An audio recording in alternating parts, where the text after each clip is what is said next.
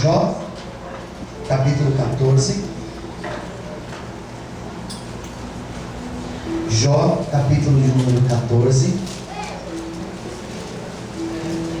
Graças a Deus. Jó vem antes de Salmos.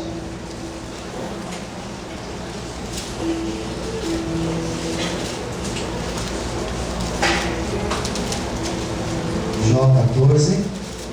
Os que já encontraram, digam amém. Amém. Bom, eu vou ler uma tradução. Provavelmente ela estará diferente da tua, mas você vai conseguir entender perfeitamente. As palavras elas estarão diferentes. Por que eu estou lendo nessa? Porque ela tem alguns detalhes que nós vamos comentar, que vai ficar bem interessante. Jó 14, versículo 1, diz assim: o homem nascido de mulher tem vida curta e cheia de inquietações. Ele se abre como flor e logo é cortado. Foge como sombra e não dura. E tu abres teus olhos sobre alguém assim e me levas em julgamento contigo? Quem pode tirar o puro do impuro? Ninguém.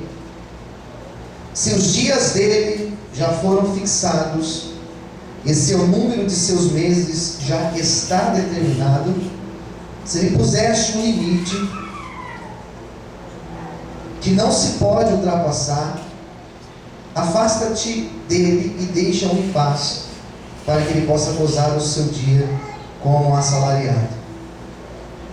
Pois há esperança para uma árvore, mesmo ao ser cortada, voltará a brotar, e seus ramos continuarão a crescer. Embora suas raízes envelheçam na terra e o seu tronco esteja morto no solo, basta o cheiro da água, e ela solta brotos e produz folhagem como planta nova. O varão, porém, morre e se vai. Para onde vai o ser humano quando expira? As águas do mar podem desaparecer, os rios podem baixar e secar, mas o homem que jaz não pode levantar-se. Até não existirem mais os céus, o homem não vai despertar, nem acordar do seu sono. Se me guardasses escondidos na habitação dos mortos, e se me escondesses até passar a tua ira, e marcasses um prazo para te lembrar de mim, pois quando alguém morre, poderá viver novamente? Eu ficaria esperando durante todos os dias no meu serviço, até que chegasse a hora da troca de turno. Tu me chamarias e eu responderia, desejaria a obra de tuas mãos, pois agora tu contas os meus passos e não olhas mais para o meu pecado. Minha transgressão ficaria lacrada numa bolsa e passaria cal sobre as minhas faltas. Mas a montanha desmorona ao cair, e a rocha é removida do seu lugar. A água corrente desgasta as pedras, a enxurrada abre sulcos do pó da terra, e tu destrói a esperança do homem. Tu atacas para sempre e ele se vai. Transformas o rosto dele e o expulsa. Seus filhos recebem honras, mas ele não sabe. São desprezados e ele nem percebe. Ele apenas sofre o tormento da sua própria carne e se lamenta na sua própria alma. Todos digam amém. Amém. O poema é o texto de Jó, capítulo 14. Vamos fazer uma oração. Feche os teus olhos. Fala conosco, Senhor, nesta noite, através da tua palavra, através do teu Espírito Santo. Ministra em cada coração aqui o teu querer, a tua vontade. Senhor, que nada venha nos distrair, roubar nossa atenção, mas que nós sejamos ministrados pelo teu Espírito Santo. Nos abençoe de forma gloriosa, Pai. É que eu te peço em nome de Jesus. Amém. E graças a Deus. Amém. Você pode aplaudir bem forte assim nessa noite? Graças a Deus.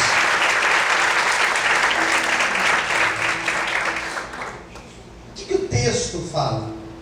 Talvez na primeira leitura não tenha ficado tão claro a temática do texto. O texto de Jó 14, ele é o último texto da primeira sessão do livro de Jó, que vai falar sobre a fragilidade humana. Como nós somos frágeis. É isso que o texto fala. Fala da fragilidade do homem. Fala que a vida, ela é curta.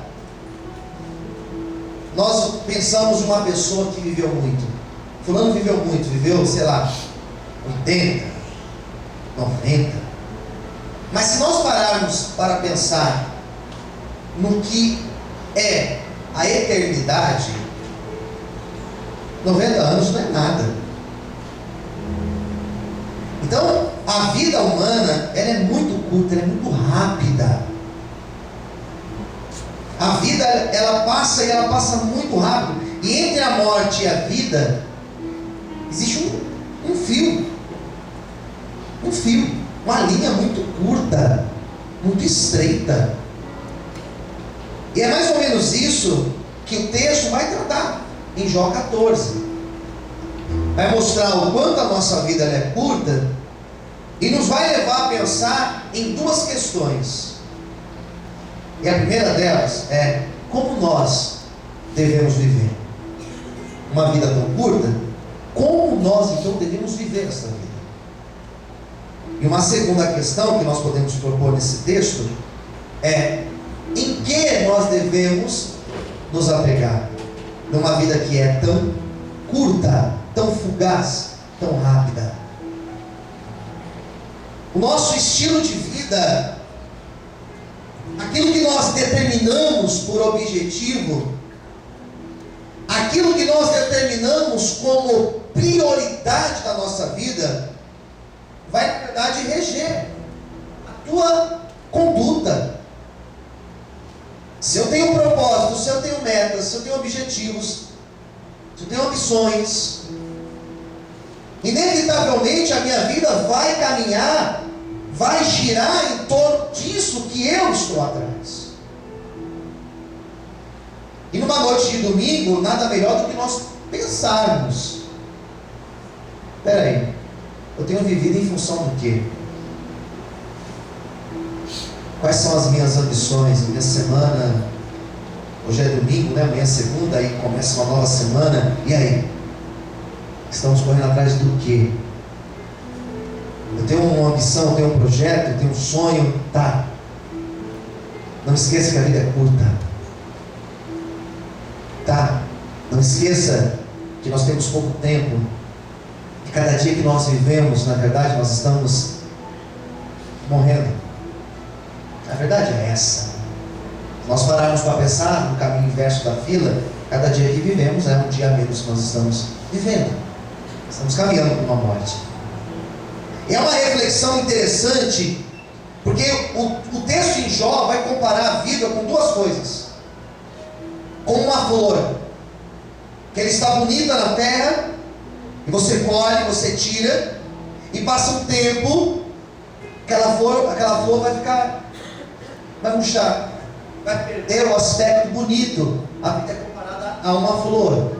Quem está entendendo, diga amém. E a segunda comparação que o Jó vai trazer é a vida com uma sombra. É como aquela sombra que você está na luz, você tem aquela sombra, a luz passa e a sombra passou. Então percebe que a vida, quando ela é comparada, não é comparada com uma rocha.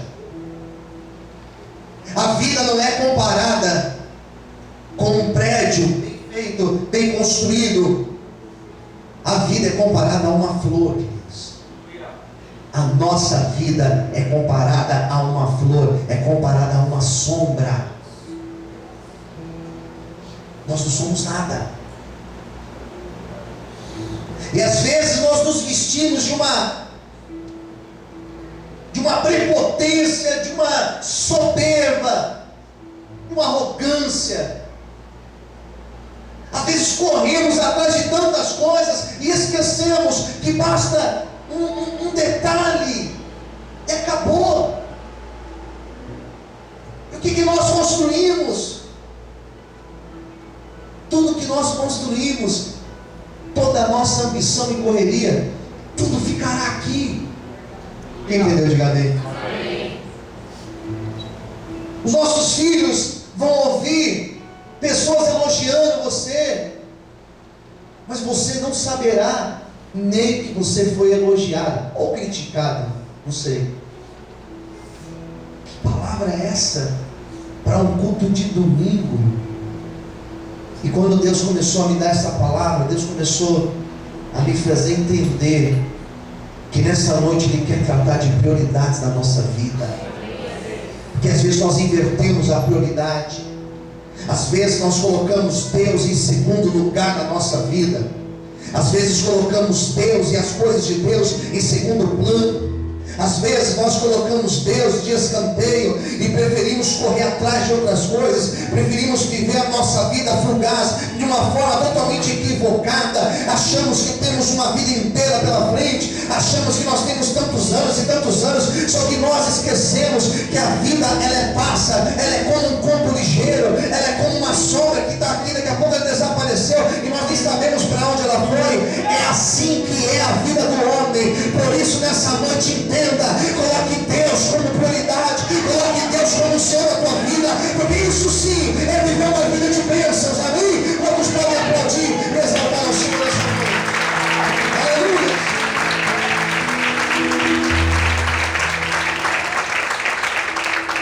Queridos, o que nós estamos construindo perante Deus? Pergunte para o teu irmão do lado: o que nós estamos construindo perante Deus? Acabou o culto hoje de manhã? Acabou o culto de manhã? Devia uma jovem para mim, um papelzinho na mão, menor que esse. Pastor, posso te fazer? Pode fazer duas perguntas. Eu tenho duas dúvidas, eu até anotei aqui para não esquecer. Falei, poxa, duas dúvidas? Que bom, eu tenho tantas dúvidas, né? Mas vamos lá, vou tentar te ajudar. Ela me trouxe duas dúvidas. Para onde nós vamos, pastor, depois que nós morremos? E não me olha com essa cara, que tem muitos aqui que também, se eu perguntar para onde você vai falar, eu vou para Cachoeirinha. Ou pro Chora Menino, vou lá pro... sei lá para onde você vai. Daí ela perguntou, e aí, pastor, para onde que nós vamos? Eu falei, senta aí, deixa eu te explicar. E comecei a explicar para ela, dei alguns textos de referência, falei, ó, leia lá em Tessalonicenses, leia em Coríntios, e comecei a explicar algumas ideias, algumas correntes de pensamento sobre a questão da morte. Para um judeu, quando você lê o Antigo Testamento, por exemplo, morreu, é dado fim. Porém, quando você lê em Cristo, a ideia do cristianismo é outra. Quando você lê, por exemplo, lá em João 11, aquele que crê em mim viverá, jamais morrerá. Então, quando Jesus fala a questão da morte, se tratando daquele milagre da ressurreição de Lázaro, ele está falando o quê? Que depois que nós morremos, nós renascemos para uma vida eterna. E eu comecei a explicar todas essas coisas sobre a questão da morte, mas deixei claro que nós temos uma vida eterna adiante, e que todos serão julgados, todos. Os que morrem com Cristo serão julgados, sim, para receber o galardão, onde as nossas obras serão apresentadas perante Ele. Existirão dois julgamentos. Isso aqui não é uma aula de teologia, mas dois julgamentos serão feitos: aos justos, aos fiéis, onde as nossas obras passarão pelo fogo, para saber se aquilo que eu faço, por exemplo, é com amor, é com humildade, é com sinceridade, ou se eu faço por soberba. Então isso vai ser provado perante o Senhor. Não significa que eu serei salvo ou não, significa que eu já sou salvo. E o segundo julgamento é aquela pessoa que será julgada para a sua condenação. E é para a morte eterna, para o juízo final, para o sofrimento eterno. Então as nossas obras, o que nós estamos hoje fazendo para Deus, perante Deus, tudo isso será julgado. Isso é para obreiro, isso é para mim, para você. Todos nós seremos julgados aquilo que nós temos feito perante o Senhor. Quem tem? Amém? Amém. Amém. E eu trouxe umas explicações, e ela trouxe a outra pergunta, e eu respondi também a outra pergunta. Vocês querem saber qual foi a outra pergunta? Eu vou deixar vocês por mim. Eu conto na terça-feira, se vocês querem, eu conto. Tipo novela, né? Mas, se tratando da morte e da vida, é isso que o texto fala. Que a vida é passageira. O texto traz uma outra noção de vida. Isso aqui é um texto judaico. E aqui tem uma outra questão da vida que eu acho interessante falar para vocês hoje. Está no versículo 5, pega a sua Bíblia. Olha o que diz aqui. Se os dias deles já foram fixados, e os seus números de seus meses já está determinado, se lhe puseste um limite que não se pode ultrapassar, afasta-te dele e deixa-o em paz, para que ele possa gozar o seu dia como um assalariado. Uma outra ideia sobre a questão dos dias, você sabe que algumas pessoas têm a seguinte ideia: tudo está escrito, todos os meus dias estão escritos e não há o que eu possa fazer para mudar isso. Outros vão até além e vão dizer que tudo já está, uma expressão, né? Predestinado. Está tudo predestinado, pastor. Quem vai ser salvo já está decidido, quem não vai ser salvo já está decidido. Não tem o que fazer. Tem gente que acha isso. Eu particularmente acredito que nós estamos escrevendo os nossos dias. Pelo menos é o que eu acredito. Não é que tudo já está escrito, determinado em algum lugar, ou no céu. Nós estamos construindo uma vida. E aquilo que eu estou fazendo hoje, aquilo que eu estou ensinando os meus filhos, aquilo que eu estou vivendo hoje, isso vai influenciar diretamente no meu dia de amanhã. O que eu faço hoje influencia o meu amanhã. Não é que já estava determinado ou escrito em algum canto. Mas os meus dias, eu sou o Senhor dos meus dias. Eu sou o Senhor da minha vida. E existe o livre-arbítrio, onde Deus respeita as nossas escolhas e as nossas decisões. Então você olhar e falar assim: então quer dizer que o que eu estou vivendo hoje, Deus já escreveu em algum canto, eu tinha que passar por isso? Ei, mais ou menos, não é bem por aí. Então quer dizer que uns nasceram para sofrer e outros nasceram para ser felizes? É isso? Também não. Eu acho que nós temos a escolha de buscar a Deus ou não buscar a Deus, de viver com Deus ou de não viver com Deus. E se nessa noite você escolheu viver com Deus, se nessa noite você escolheu viver uma vida seguindo a palavra e a vontade do Senhor, tenha certeza que o dia de amanhã ele já está debaixo da bênção do Senhor. Vamos podem aplaudir, vamos exaltar a Deus por isso. Aleluia!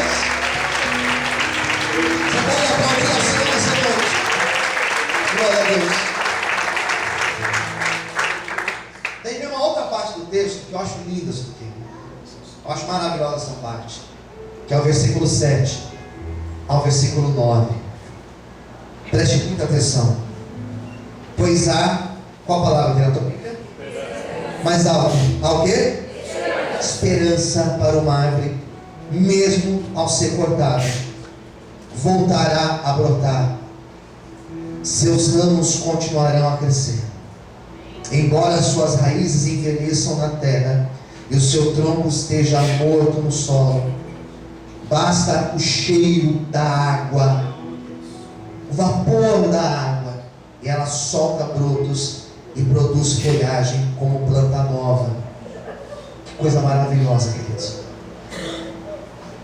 Esse texto fala sobre uma árvore. Quem está me ouvindo, diga amém. Que ainda que ela seja cortada, ainda que o tronco dela envelheça. Quem está me ouvindo, diga amém. Diz a Bíblia que ao cheiro da água ela pode brotar novamente, e ela pode tornar a ter vida. Quem está entendendo, diga amém. Isso nós chamamos, dentro da psicologia, nós usamos um termo chamado resiliência. E quem aqui é da área da psicologia entende o que eu estou dizendo. É maravilhoso pensar que da mesma maneira que a natureza ela tem a capacidade de se reinventar, de se recompor. Quem está entendendo, diga amém. A mesma capacidade que a natureza tem de se recriar, de reviver, assim somos nós, seres humanos, na presença do Senhor. A natureza ela é impressionante. Você vê numa floresta, ocorre um incêndio, parece que destruiu todo aquele lugar, e daqui a pouco ela começa a voltar a viver. Existe um texto que fala de um salmo que fala sobre as correntes do Negueb. E o Negueb é uma região lá em Israel extremamente seca. E lá no Negueb não tem água, não produz água naquela região. Mas nos meses de outubro, aos meses de outubro a abril, ocorre chuva. E aquela chuva, ela faz criar um córrego, um fio de água. E aonde aquela água passa, começa a surgir vida. É impressionante. A natureza, ela é resiliente. Você olha para um vasinho de planta, parece que está tudo morto. E daqui a pouco você começa a cuidar, a preparar aquela terra, a regar. E aquele vasinho que parece que estava morto, ele começa a nascer, ele começa a brotar. A natureza é impressionante. Quem aqui gosta de orquídea sabe. Às vezes você pega um vaso de orquídea, parece que morreu, que não tem mais vida. E daqui a pouco começa a nascer novamente as flores, começa a brotar novamente. O texto está dizendo que essa mesma capacidade de reviver, de se reinventar, de reiniciar o processo, essa mesma capacidade, eu e você, nós também temos. Aparentemente, em fases da nossa vida, parece que chegamos no limite, parece que nós morremos, parece que chegamos no ponto final, na linha final, e de repente Deus começa a trazer uma nova vida, Deus começa a soprar da água, Deus começa a trazer um novo fôlego, e daqui a pouco o casamento que estava morto, ele começa a renovar. Daqui a pouco aquela pessoa que estava desanimada, ela começa a se levantar. Daqui a pouco aquele obreiro que já não pregava, que já não cantava, ele começa a pregar com mais um céu, ele começa a orar com mais um céu. Sabe o que é isso? Deus nessa noite, ele vai trazer recomeço. Pode estar cortado, pode estar morto, ele vai ressuscitar. Quantos podem aplaudir nessa noite? Eu estou sentindo Deus aqui, irmãos. Será que você pode aplaudir o Senhor nessa noite? Será que você pode glorificar a Deus nessa noite? Aleluia. Essa capacidade de se recriar, de se reinventar, de reviver, que nós chamamos na psicologia de resiliência, que nós olhamos na natureza e encontramos nela, existe dentro de mim e dentro de você. Capacidade de recomeçar. Fala para quem está ao seu lado nesta noite. Mas fé, diga nesta noite. Deus vai te encher da capacidade de recomeçar. Tantas vezes forem necessárias. Quem recebe esta palavra aí? Você pode aplaudir o Senhor. Canta agora a Deus. Aleluia. Maravilhoso. Essa capacidade é impressionante, irmãos. Às vezes nós olhamos para uma pessoa e falamos assim, agora acabou. Daqui a pouco começa a brotar novamente coisas novas. Vou falar algo de Deus aqui nessa noite. Deus, nessa noite, fecha os teus olhos, levanta a sua mão assim para o céu, porque é uma palavra profética. Enquanto eu estou pregando esta mensagem, Deus está aqui falando comigo, que pessoas estão aqui dentro, e o Senhor me mostra que as portas totalmente fechadas na tua vida, sem alternativa nenhuma. O Senhor manda dizer que Ele está abrindo pequenas portas na tua vida. São pequenas portas que Ele está abrindo, e essas pequenas portas elas se tornarão em portas grandes, elas se tornarão em portas maiores. O Senhor está preparando coisas novas, e Deus manda dizer para ti: não se assuste, porque tem coisas novas chegando para a tua vida. Onde aparentemente estava acabado, Deus trará coisa nova. Se você recebe a palavra, aplaude e exalte ao Senhor nessa noite.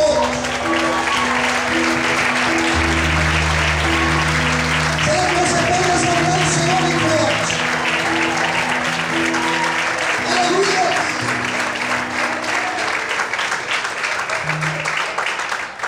O texto fala isso. O texto fala que nós temos uma só vida. É essa vida aqui, irmãos. Quem entendeu, diga amém. Amém. Nós vamos morrer só uma vez. É uma vida. É essa chance que nós temos. É o dia de hoje que nós temos. O dia de amanhã é um futuro que nós não sabemos. Nós temos o hoje. Nós temos o agora. E aí? E aí? Eu tive algumas experiências na minha vida. Você sabe que no dia 30 de abril, o dia 30 de abril é um dia marcante na minha vida. Muito marcante. Posso ouvir amém? Muito, muito, muito.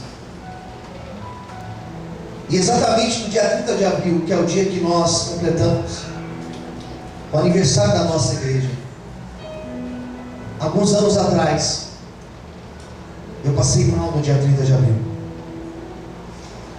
Eu saí do culto, eu estava com a pastora no carro, as crianças, nós paramos para comprar algo para comer, voltando para casa. Era um sábado, 30 de abril, à noite. Eu estava bem vestido, estava com um terno, uma camisa. Eu lembro que eu fui lá, pedi algo para comer, e quando eu estava voltando para o carro, eu senti uma dor muito forte na minha cabeça. Eu falei: eu estou bem. Eu coloquei a mão na minha cabeça e eu falei: eu vou desmaiar, eu estou bem. E foi na hora, eu desmaiei. Eu tenho uma cicatriz aqui, e todas as vezes que eu olho para essa cicatriz, eu lembro desse dia. E quando eu caí, fiquei todo ensanguentado, já me levantaram e eu fui para o hospital e fiz alguns exames, e foi constatado um cisto no meu cérebro, uma região que não dá para operar porque é uma região muito delicada. Desde então eu comecei a fazer um tratamento e tomo remédios até hoje, e eu não vejo problema algum de tomar remédio. Eu acredito no poder de Deus, não tenho problema nenhum também de tomar remédio. Eu sou contra isso. E queridos, eu lembro que eu voltei para minha casa, e quando eu cheguei em casa, me deu uma crise de choro muito grande, muito grande. E eu não falo isso com peso, eu falo isso por uma experiência minha com Deus. Eu olhei para minha roupa cheia de sangue, eu voltei para casa e comecei a chorar. E a pastora falou assim: não chora, o que está acontecendo, o que foi? E eu pude falar para ela que eu percebi o quanto a vida é passageira, que nós não temos controle sobre a vida. Quem entendeu, diga amém. Nós não controlamos a vida. Eu andava de moto até pouco tempo atrás, todos os dias. Eu já desmaiei dirigindo. O Renato é prova, estava aqui na minha frente, não deixa eu mentir. Estávamos indo fazer um culto lá em Cajamar.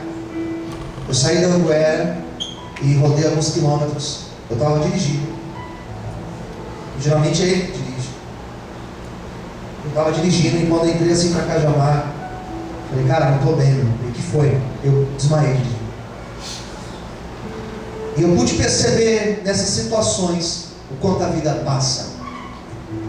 E o quanto nós não temos controle sobre as circunstâncias da vida. Quem entendeu, diga amém. Desde então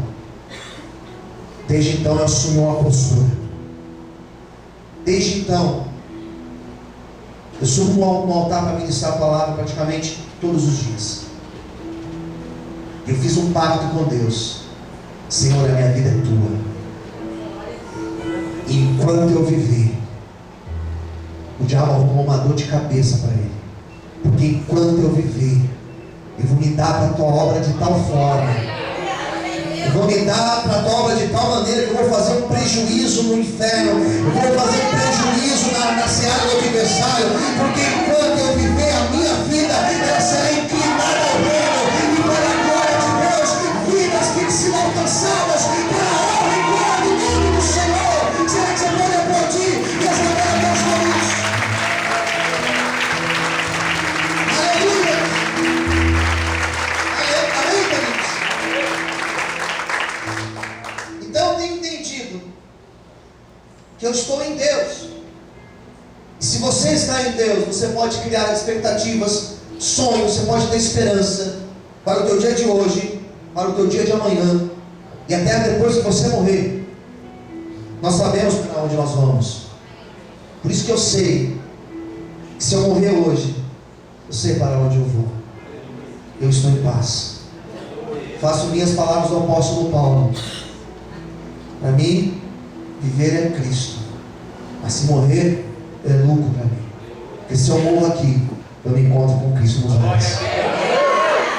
E a minha oração nesta noite, para finalizar a pregação, é que nós possamos viver a nossa vida, que é tão rápida, que é tão fugaz, que é tão passageira, que nós possamos viver cada instante como se fosse o nosso último instante, vivendo e aproveitando as pessoas que Deus tem colocado ao nosso redor. Por isso, antes de sair de casa, se despeça, abrace, beije, dê o seu melhor. Por isso, se jogue na obra, faça a obra, viva a obra de Deus na tua vida, viva, faça tudo pelo reino, e as demais coisas serão acrescentadas, em nome de Jesus. Que o Senhor nos abençoe, que essa mensagem fale na nossa alma, mais ainda, em nome de Jesus. Você pode aplaudir o Senhor nessa noite.